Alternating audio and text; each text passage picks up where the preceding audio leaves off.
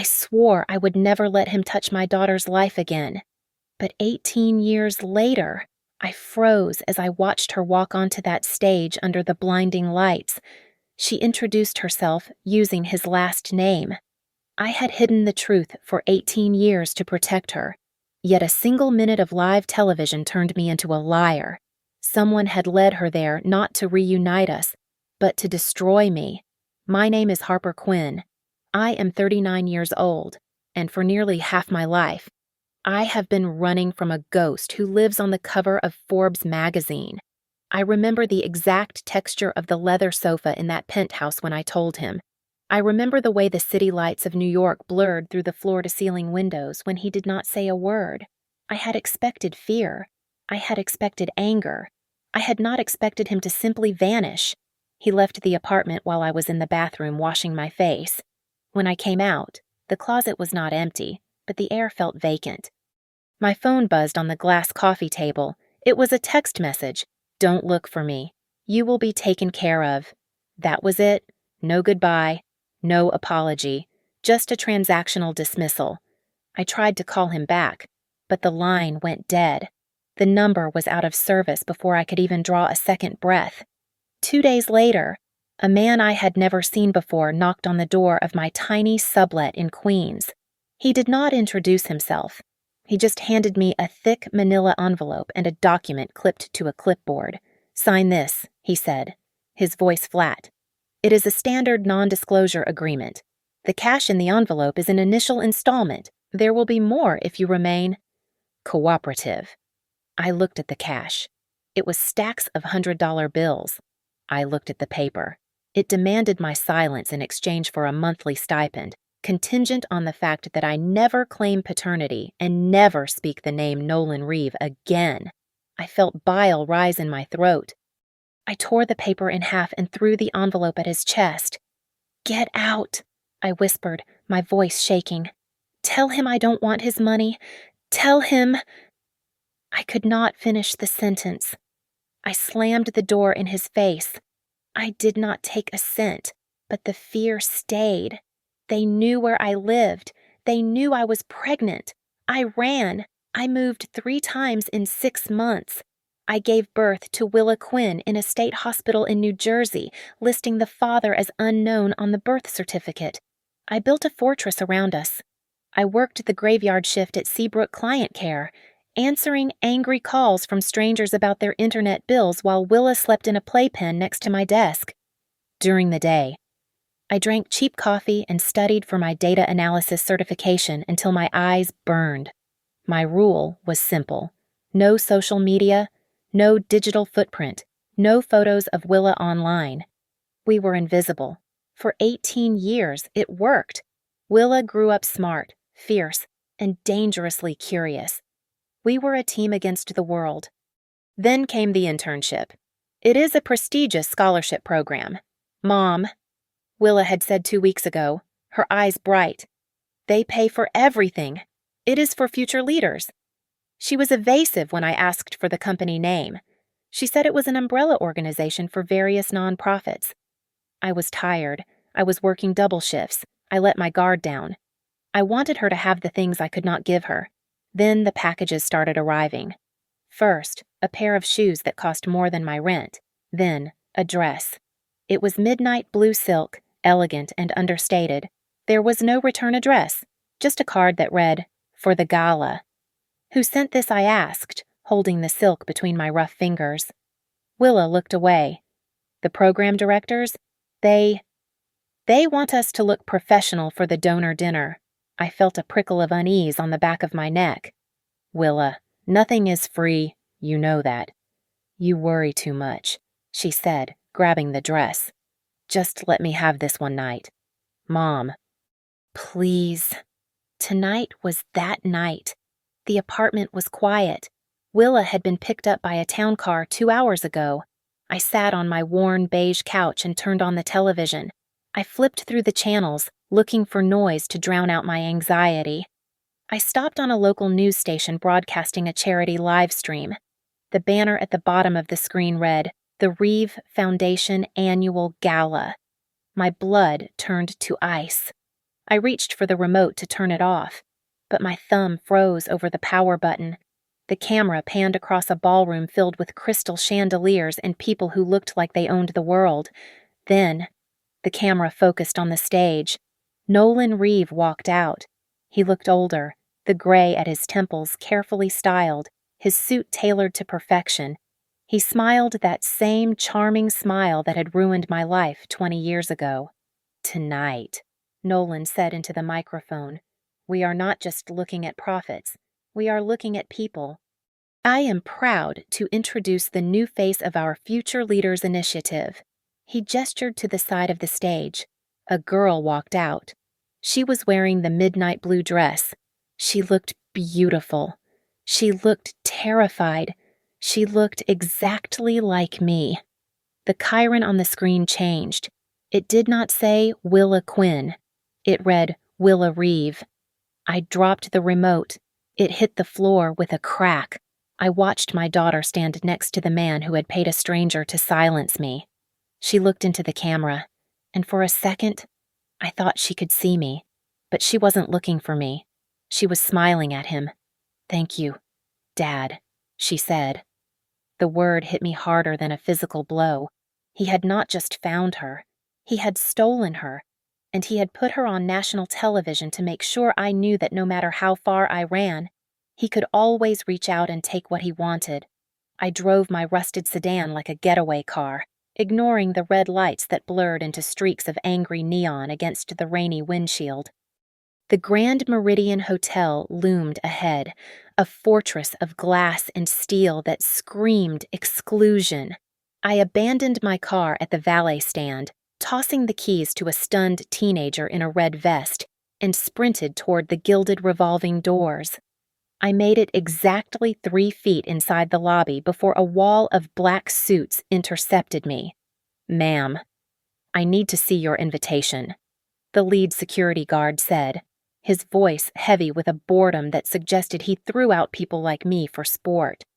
"My daughter is in there," I panted, pointing toward the ballroom doors where muffled applause thundered like distant waves. "Her name is Willa. I need to get her." He glanced at the clipboard in his hand, running a finger down a list of names that probably represented more wealth than the GDP of a small country. "I have no Willa Quinn on this list.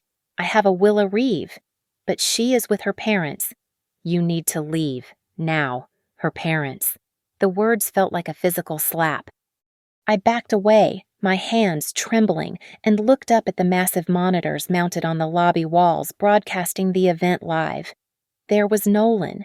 He stood center stage, radiating that effortless, predatory charm that had once convinced a 19-year-old waitress that she was the center of his universe. He placed a hand on Willa's back, guiding her forward. He looked at her, not with love, but with the satisfaction of a collector displaying a rare acquisition. Then I saw it, the glint of silver at her throat. I stepped closer to the screen, my breath fogging the glass. It was a simple silver locket, tarnished at the edges. I had bought that for Nolan with 3 weeks of tips when I was 20. I had engraved the back with NR, myself using a cheap kit I bought at a craft store. He had told me he lost it the week before he left me. He hadn't lost it. He had kept it. And now, he had draped it around our daughter's neck like a collar. Suddenly, a woman in an emerald gown glided into the frame. Vivian Reeve. She was sharp angles and icy perfection. She placed her hand on Willa's other shoulder, her fingers digging into the silk of the blue dress. It looked like a hug to the cameras, but I knew that grip. It was a restraint. She was physically molding Willa into the picture-perfect accessory. I pulled out my phone and dialed Willa again. Straight to voicemail. Before I could lower the phone, a text message popped up from a blocked number. "If you make a scene, she loses the scholarship. Go home. Harper." I stared at the screen. They were watching me. Right now. I looked around the lobby, scanning the faces of the staff, the guests, the security guards. Anyone could be the messenger. I realized then that I was bringing a knife to a nuclear war. If I screamed, if I fought the guards, the headlines tomorrow wouldn't be about a mother rescuing her child. They would be about the deranged woman attacking a philanthropic family. That was their game. They controlled the narrative because they bought the ink. I turned around and walked out. I forced myself to walk slowly, to look defeated. When I got back to my apartment, the silence was deafening. I went into my bedroom and pulled the shoebox from the top shelf of the closet. I dumped the contents onto the bed, a faded ultrasound strip, a diary from the year 2007, and a letter I had written to Nolan the day Willa took her first steps, a letter I had never mailed. I picked up the ultrasound. I had done this alone. I had paid for the diapers, the doctor visits, the swimming lessons. I had built a life out of scraps so she could be whole. And in one night, with one gala, they had erased me, but they had made a mistake. They assumed I was still the scared girl who tore up a check and ran away. I sat down at my laptop. I did not log into my personal email. Instead, I booted up a secure browser and created a new encrypted account under the name Jane Doe. I began my search, not for a family lawyer, but for a shark. I typed in the name I had heard whispered in the legal forums I monitored during my breaks at work: Elliot Marlowe, civil litigation, privacy rights, coercive contracts. I typed the email, my fingers flying across the keys. I did not cry. Tears were for people who had options. I had a target. Mr. Marlowe, I whispered as I typed the words. I have a case regarding a non-disclosure agreement that implies paternity concealment and the exploitation of a minor. I don't have money, but I have the truth. I hit send. The war had started, and this time, I wasn't going to run. I was going to hunt. Elliot Marlowe's office was not what I expected. It was a small room above a bakery in Queens, smelling faintly of yeast and old paper, but his eyes were sharp as razors. He listened to my story without interrupting, his pen tapping a rhythmic beat against a yellow legal pad. If they threatened you, or if the contract was designed to conceal a crime, then it is void, Elliot said, leaning forward. But we need to prove the threat. The NDA you tore up is gone. We need a link to the person who delivered it. I closed my eyes, forcing myself back to that hallway 18 years ago. The smell of stale cigarette smoke, the man's heavy breathing, my hand gripping the doorframe. He had a tattoo, I said, opening my eyes, on his left hand. Just above the thumb, it looked like a small blue anchor. I returned to my old neighborhood the next morning. Mrs. Russo, the gossip of the block, was long gone. But Mr. Henderson still lived in 4B. He was a paranoid man who had installed a clunky security camera system back in 2007 because he was convinced the mailman was stealing his magazines. I never throw anything away. Mr. Henderson grunted, pointing to a wall of labeled VHS tapes in his garage. If it happened on my stoop. I have it. It took us 6 hours to find the grain. The date stamp was blurry, but the car was there. A black Lincoln Town car. The license plate was partially obscured by mud, but I ran the visible characters through the open-source database I used for my data analysis practice. It led to a defunct company called Ridgeline Executive Transport. A little more digging into their dissolved corporate filings revealed their primary client list. At the top was Reeve Holdings. I managed to track down a former dispatcher for Ridgeline on a mechanics forum. He agreed to meet me at a diner off the turnpike, provided I paid for his meal.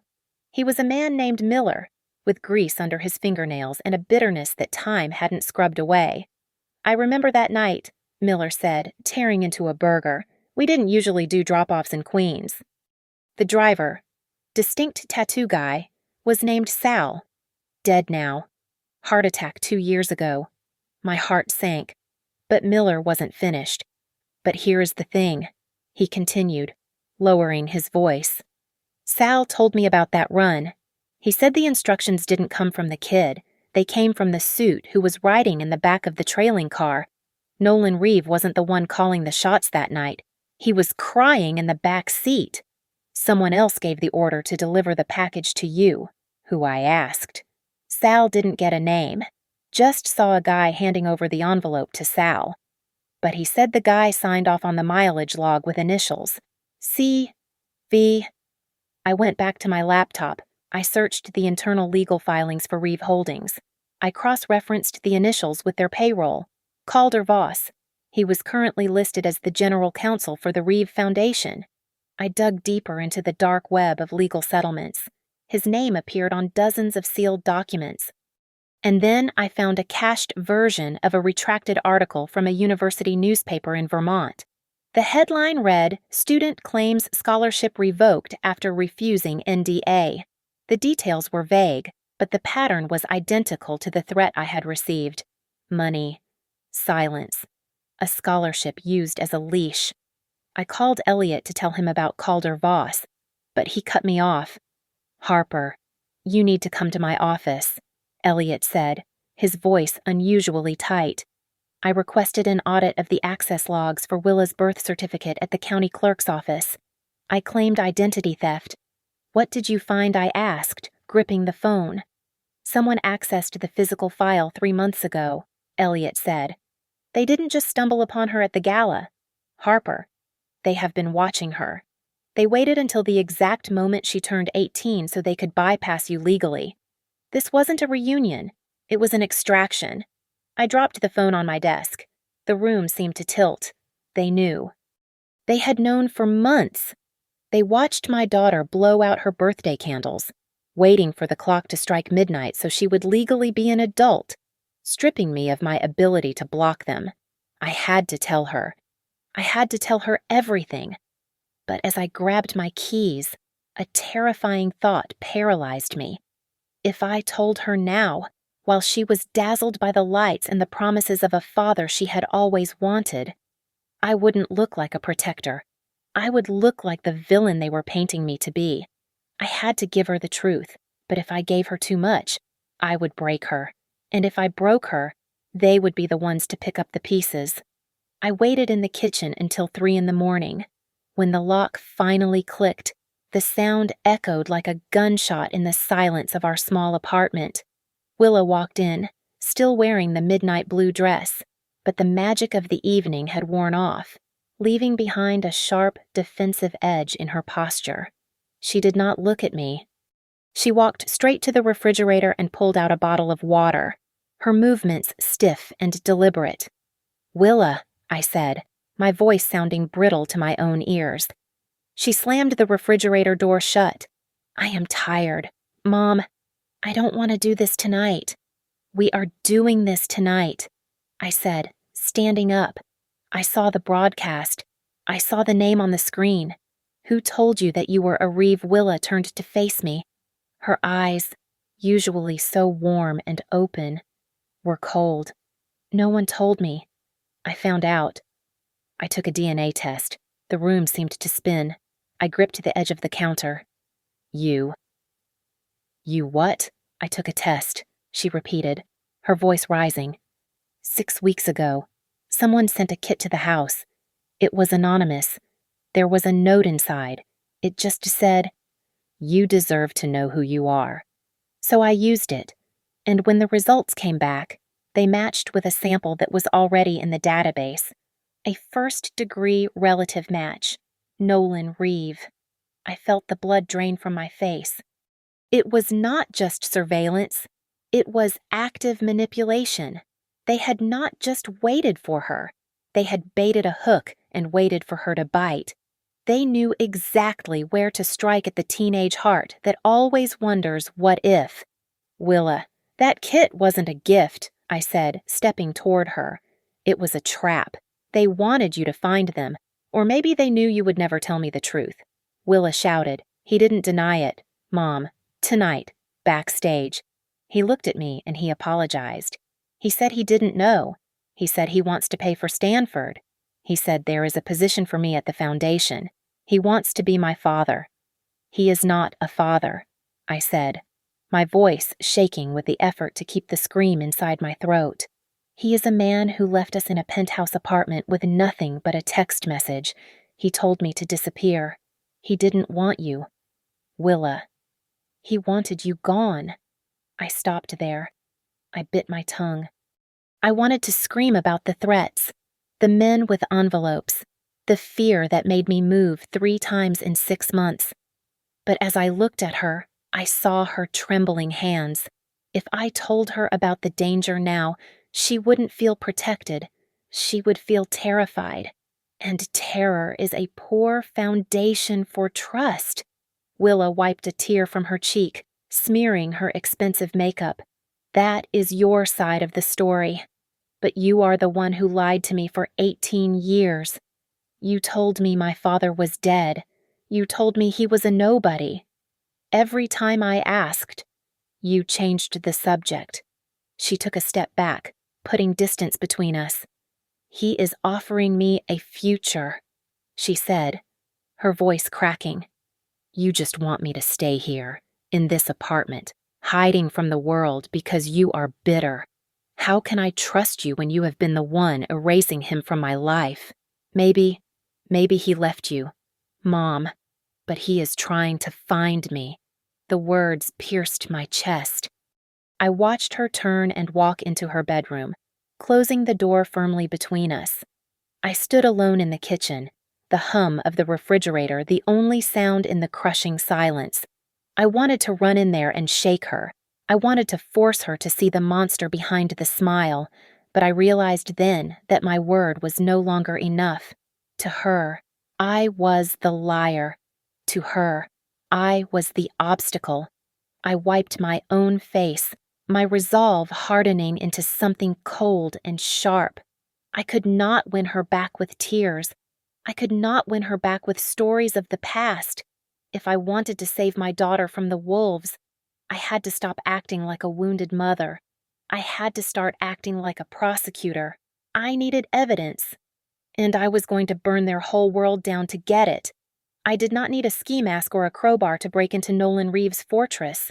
I needed a W-9 form and a resume tailored to highlight my proficiency in legacy database migration. Within 48 hours, I was hired as a freelance data analyst for Vantage Civic Build, a mid-level contractor that handled the logistical grunt work for the Reeve Foundation's massive philanthropic machine. To them, I was just a remote worker named Jane, clearing up redundant files for $25 an hour. To me, this was the inside of the vault. I worked from my kitchen table, my laptop humming in the quiet apartment while Willa was at school.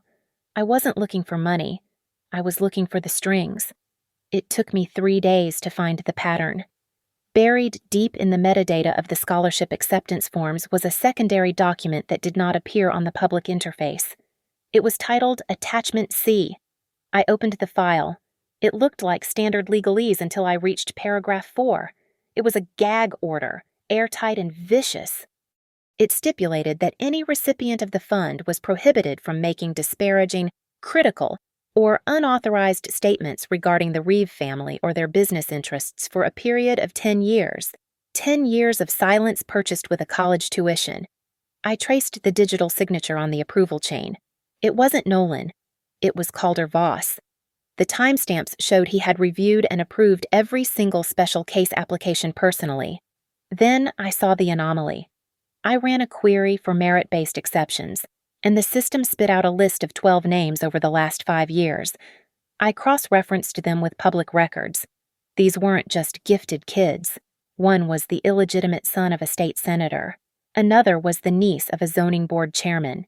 And now, at the top of the list for the current fiscal year, was Willa Quinn.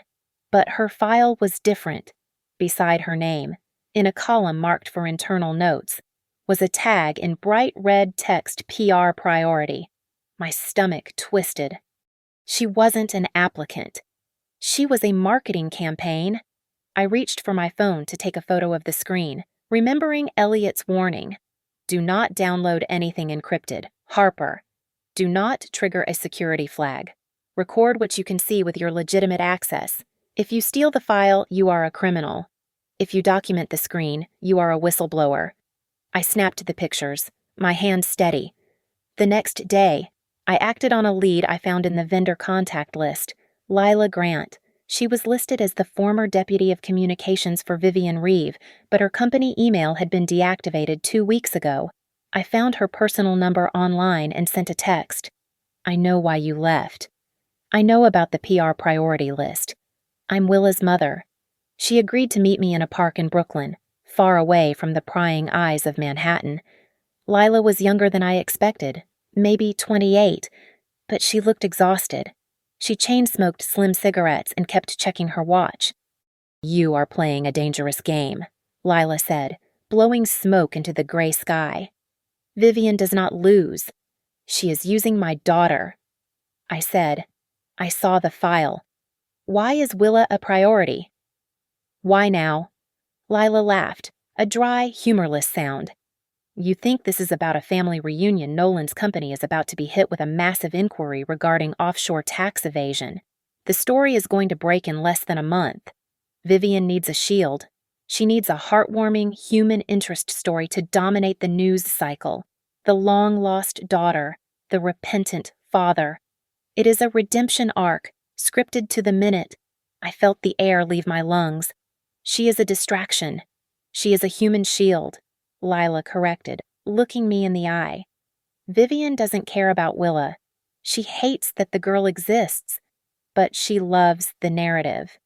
By the time the scandal hits, America will be so in love with the fairy tale that they will forgive the king for stealing a few $1 million. And if Willa steps out of line, if she tries to speak up, the contract, I whispered. 10 years of silence. Exactly, Lila said, dropping her cigarette and crushing it under her heel. They aren't giving her a scholarship. Harper. They are buying her voice before she even knows she has one. And once she signs the final papers next week, they own her. I walked home, feeling a cold rage settling in my bones. It was worse than I thought. They hadn't just come back to take her. They had come back to use her as collateral damage. I had the proof, but I needed to be careful. If I showed Willa the truth too soon, she might think I was fabricating it to keep her. I had to let them play their hand, and then I had to cut it off. The paranoia started as a low hum in the back of my skull, but by Tuesday, it had become a deafening roar. I woke up to find my laptop screen glowing in the dark living room. The cursor was moving on its own, clicking through my browser history, opening files, deleting emails. I slammed the lid shut and yanked the battery out, my heart hammering against my ribs. Then came the text message. It was a photo sent from a spoofed number. It showed me standing on the sidewalk outside the apartment complex where Willa and I had lived for the last 10 years, but the angle was from across the street, high up, taken through a telephoto lens. The caption was simple and chilling. She looks happier without you watching. I called Elliot immediately. They are baiting you. Harper, Elliot said, his voice grim over the line. They want you to react. They want you to storm over there or send an angry email. They are building a case for harassment. If they can paint you as unstable, they will file for a restraining order to sever your contact with Willa legally. I am her mother. I snapped. To the court, you will look like an estranged woman obsessed with a billionaire's new family member. Elliot countered. Stay calm. Do not engage. But I could not stay calm. I went to Willa's high school. I needed to see the paperwork. I barged into the guidance counselor's office, demanding to see the scholarship release forms that required a guardian's signature. Mrs. Gable, a woman who had known Willa since freshman year, looked uncomfortable as she slid the file across the desk. I assumed you had a change of heart. Ms. Quinn, she said. We received the signed consent forms via courier yesterday morning. I looked at the document. My signature was there at the bottom. Harper Quinn. I stared at the ink. It was perfect. It was too perfect. The loop on the Q was wide and sweeping. That was how I signed my name when I was 22. Before years of quick credit card receipts had tightened my handwriting into a sharp scrawl, I realized with a sick feeling in my stomach that this was not a forgery done by hand. It was a digital lift. They had broken into my apartment, scanned my old lease or maybe the birth certificate I kept in the shoebox, and transposed my old signature onto this new lie. I waited for Willa by the lockers after the bell rang. She looked exhausted, her eyes rimmed with red, but she stiffened when she saw me. I did not sign those papers.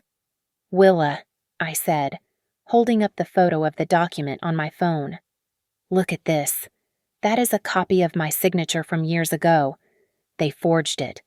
Willa looked at the screen, then at me. There was a flicker of doubt in her eyes, a moment where the girl I raised peeked through the stranger she was becoming. But then she shook her head. Maybe you just forgot," she said, her voice quiet. "You have been so stressed lately. Mom, maybe you signed it and blocked it out because you didn't want to admit you were letting me go." "I am not crazy," I said, gripping her arm gently. "Willa, please. They are lying to you." She pulled her arm away. "I have to go. Dad is sending a car. We have a press conference." Dad. The word tasted like ash. That night, I watched the nightmare unfold on the local news. Nolan stood at a podium, flanked by lawyers and Vivian. Willa stood next to him. "My daughter," Nolan said, his voice thick with manufactured emotion, "is the pride of this family. She represents the integrity and the future of the Reeve Foundation. We are thrilled to welcome her home." The headline beneath them told the real story, the one Lila had warned me about. Reeve Foundation pledges $2 million to education initiative amidst audit rumors. They were using my daughter as a human shield. The audit was the missile, and Willa was the body armor. The public wouldn't look at the cooked books, they would look at the tearful reunion. My phone buzzed. It was Lila. "They filed the paperwork an hour ago," Lila said, her voice hurried. "Vivian is asking for an emergency temporary restraining order against you. They are citing the unstable behavior at the school today and the harassing text messages you supposedly sent. They are going to cut you off. Harper, by tomorrow morning, if you get within 500 feet of Willa, you will be arrested." I hung up the phone. I looked around my empty apartment. They had taken my signature. They had taken my daughter. They were about to take my freedom. I realized I had been playing defense. I had been trying to prove I was a good mother, trying to reason with people who had no conscience. That was a mistake. You do not reason with a cancer. You cut it out. I sat down at my computer. I opened the folder containing the screenshots of the PR priority list and the internal emails from Calder-Voss approving the gag orders.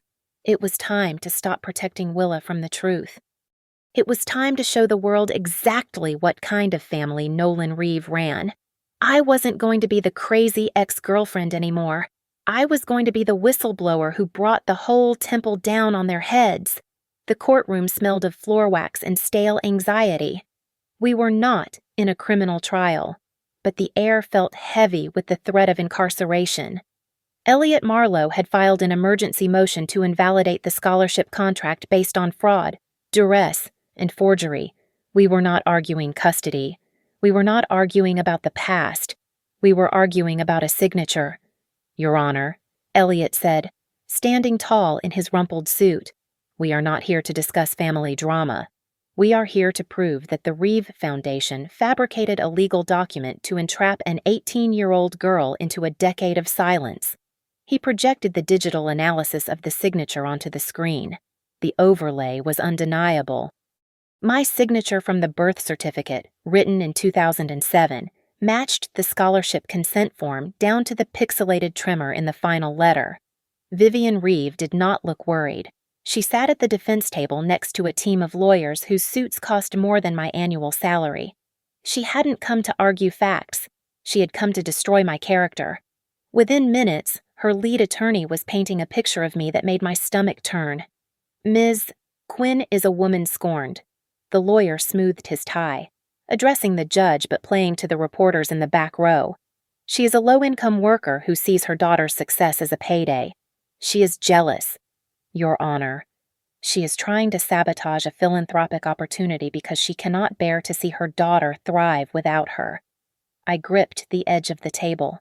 I could feel the eyes of the press on my back. I knew what the headlines would be by noon. Jealous mom attacks billionaire dad. The gold digger returns. Then the door at the back of the courtroom opened. "We have a witness." "Your Honor," Elliot announced. "Mr.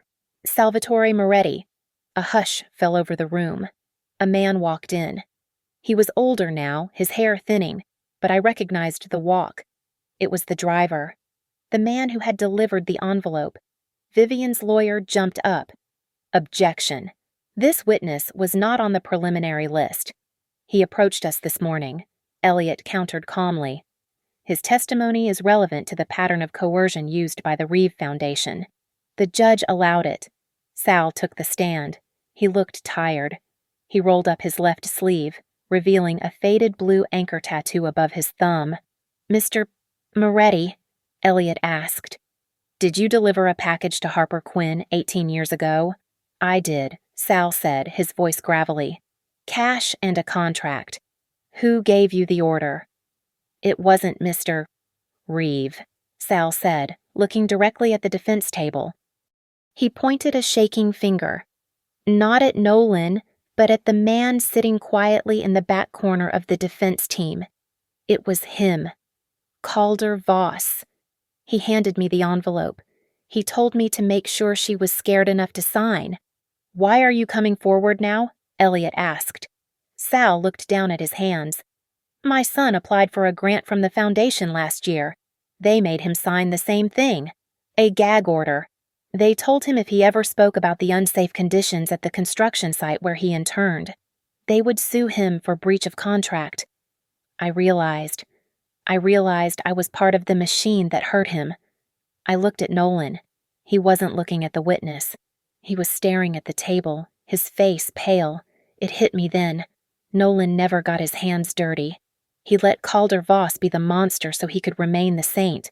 He wasn't just a coward. He was a carefully curated illusion. I turned my head and saw Willa. She was sitting in the gallery, behind Nolan. She looked small in her expensive blazer. Her eyes were wide, darting between Sal, Nolan, and me. She was seeing the machinery of her father's world for the first time. She was seeing the mud they were slinging at me. I stood up. I wasn't supposed to. The judge banged his gavel. "Miss Quinn, sit down." I ignored him. I turned fully toward Willa. The room went silent. I didn't scream. I didn't cry. I just looked at my daughter across the divide of 18 years and $2 million. "I don't need you to pick a side. Willa," I said, my voice clear and steady. "I just need you to pick the truth." Willa froze. For a second, the mask Vivian had put on her slipped. She looked terrified. The judge slammed the gavel again, harder this time. "Order, counsel. Control your client, but the damage or the healing was done." The judge looked at the evidence of the forgery, then at the testimony of the driver. He adjusted his glasses and looked at Vivian's team with disdain.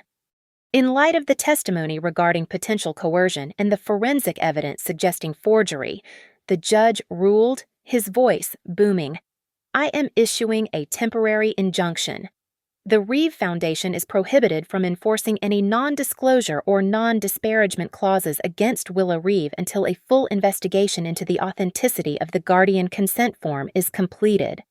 The witness is excused. It wasn't a total victory, but it was a wedge in the door. The silence was broken. And as I looked at Willa, I saw her look at Nolan. He reached out to touch her hand, and for the first time since the gala, she pulled away.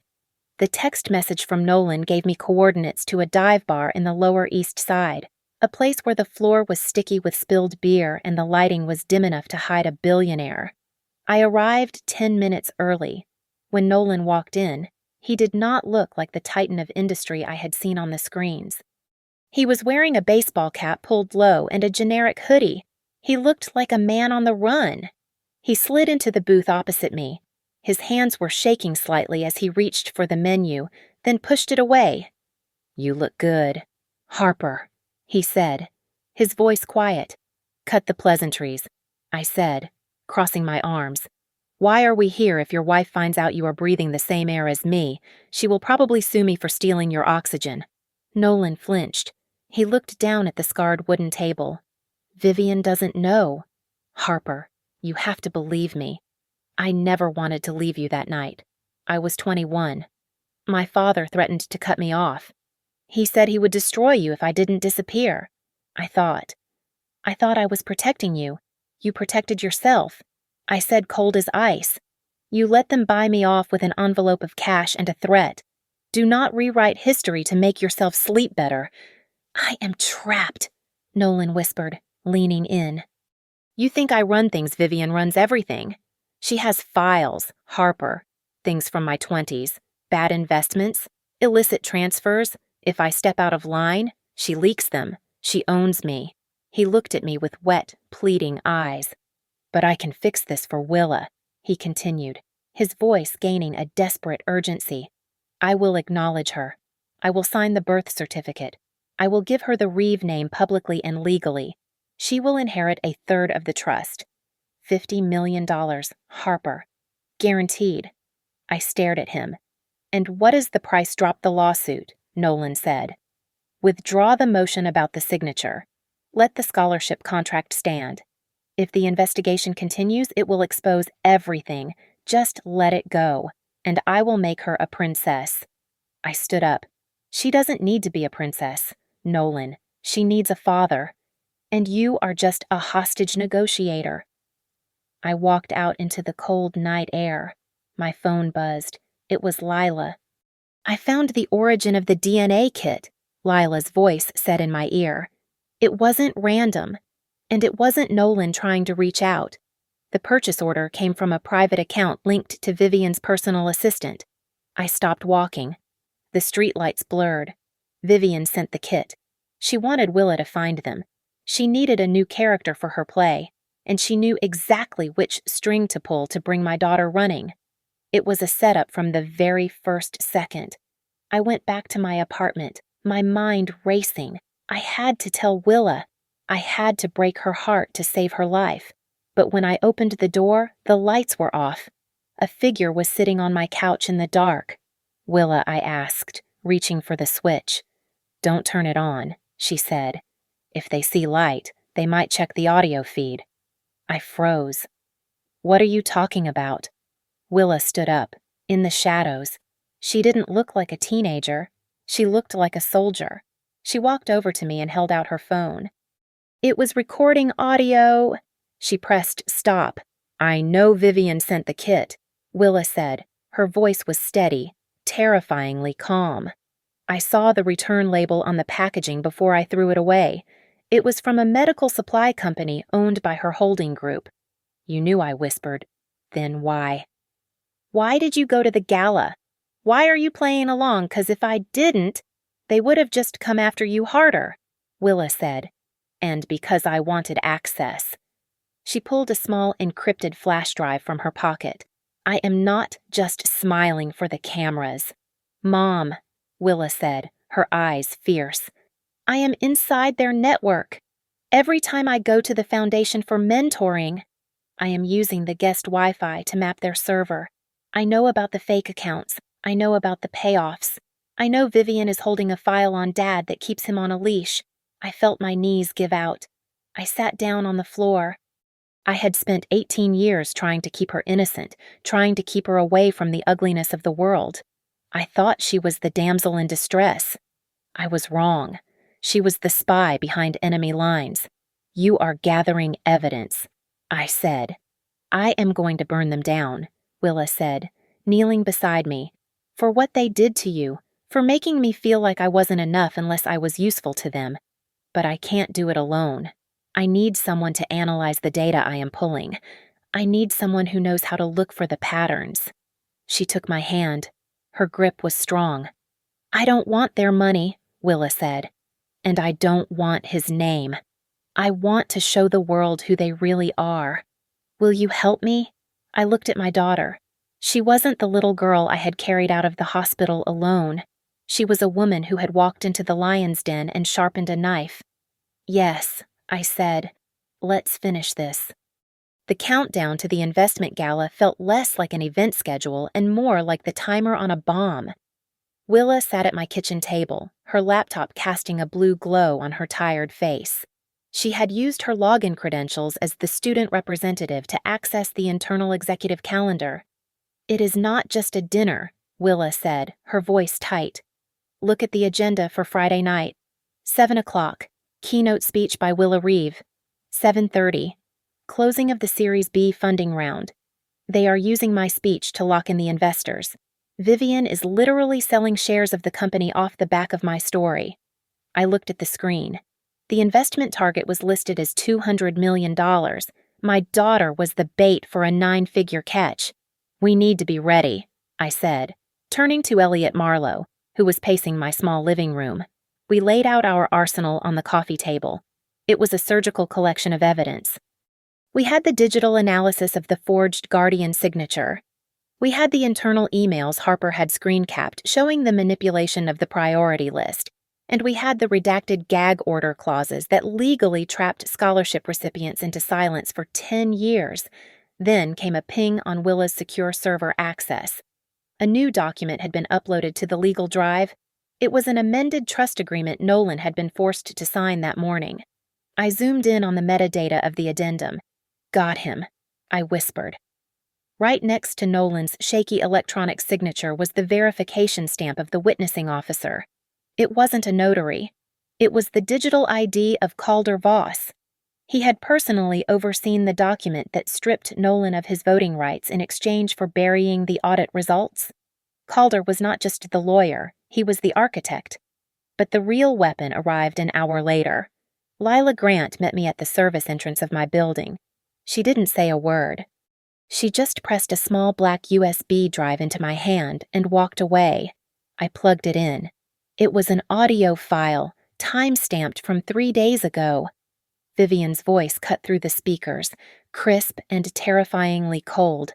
"I don't care if she is nervous. Calder. The girl is just a prop. A good prop stays silent and smiles on cue. If she goes off script, we invoke the repayment clause and bury her in debt before she even starts her first semester." The room went silent. I felt a physical ache in my chest, a mixture of rage and grief for the child who had to hear herself spoken of like a piece of furniture.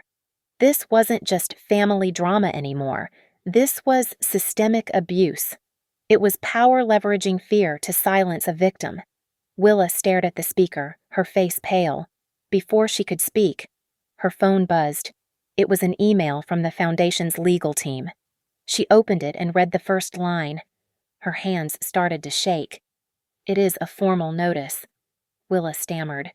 They say that due to breach of confidentiality protocols, my scholarship is under review. They are threatening to sue me for the tuition of the prep courses I have already taken. They say if I don't sign a reaffirmation of loyalty by tomorrow, they will blacklist me from every university in their network. She looked up at me, tears welling in her eyes. "Mom, I can't do this. They will ruin my future. Maybe I should just do the speech. Maybe I should just sign." I grabbed her shoulders. I needed her to hear me. "Willa, look at me," I said firmly. "A future that you have to buy with your silence is not a future. It is a prison. If you sign that paper, you are giving them the key to lock you up for the rest of your life. Do not let them hold your dreams hostage." Willa took a shaky breath. She looked at the threatening email, then at the recording of Vivian calling her a prop. The fear in her eyes slowly hardened into resolve. "Okay," she whispered. "No more props." I sat down and drafted our response. It wasn't a plea. It was a declaration of war. I wrote a short factual statement to be released the moment Willa took the stage. No sob story. No emotional appeals. Just the documents. The forgery. The coercion. The audio file. We were ready to burn it down. But at 2 a.m, as I sat awake watching the city lights, my phone vibrated. It was a text from an unsaved number. "I know what you are planning. Vivian will destroy you before you get the microphone. I can stop her. I will tell the truth about the night I delivered the cash to you. But you have to promise to protect the girl." I stared at the screen. My heart hammered against my ribs. It was Calder Voss. The man who had been the weapon was offering to hand me the trigger. The grand ballroom of the Meridian Hotel was suffocating under the weight of $200 million in potential investments. The air smelled of expensive perfume and corporate greed. I stood in the shadows near the emergency exit, watching the scene unfold like a slow-motion car crash. Vivian Reeve stood in the wings, her smile fixed and predatory, looking like a general watching her troops march. Nolan stood beside her, but he looked like a man walking to the gallows. He was pale, sweating, and his eyes kept darting toward the exit signs. Willa stepped onto the stage. The applause was polite and restrained. She adjusted the microphone. The diamond necklace Vivian had forced on her glittering under the harsh stage lights. She looked at the teleprompter. She looked at the investors. Then, she looked at me. "Good evening," Willa said, her voice shaking slightly. "I am supposed to tell you a story about family. I am supposed to tell you that the Reeve Foundation saves lives." She stopped. The silence stretched for 5 seconds. Vivian took a step forward from the wings, her smile faltering. "But I can't," Willa said, her voice suddenly strong and clear. "I am going to say what they don't want me to say." The massive LED screen behind her, which was displaying the foundation's logo, flickered and changed. A collective gasp rippled through the room. It wasn't a pie chart or a revenue projection. It was a digital scan of a legal document. The Guardian Consent Form. "This is a forgery," Willa announced, pointing to the screen. "My mother never signed this. And the people who put me on this stage didn't find me out of love. They tracked me, they manipulated me, and they tried to buy my silence for 10 years to cover up a financial audit." Vivian stormed onto the stage, her face twisted in rage. "Cut the mic. Cut the feed now." But before she could reach Willa, a man stepped out from the opposite side of the stage. The room went dead silent. It was Calder Voss. He was holding a thick file folder. He didn't look at Nolan. He looked straight at the cameras streaming live to the internet.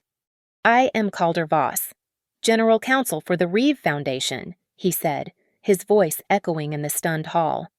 "And I am turning myself in to the federal authorities for conspiracy to commit fraud, data theft, and coercion. And I am testifying that I acted under the direct instruction of Vivian Reeve." "You are lying!" Vivian shrieked, grabbing for the microphone. "He is disgruntled."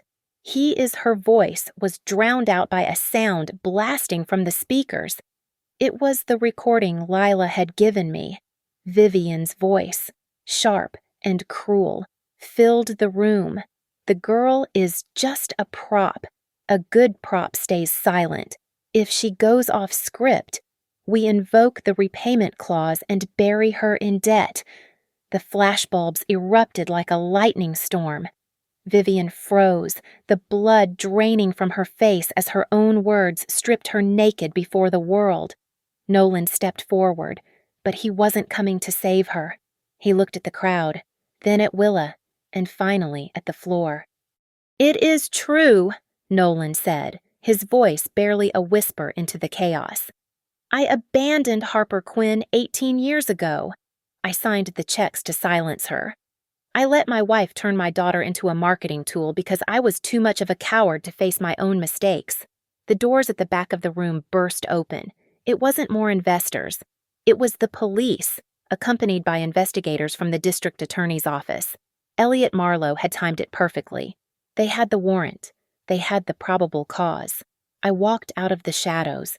I didn't run. I didn't scream.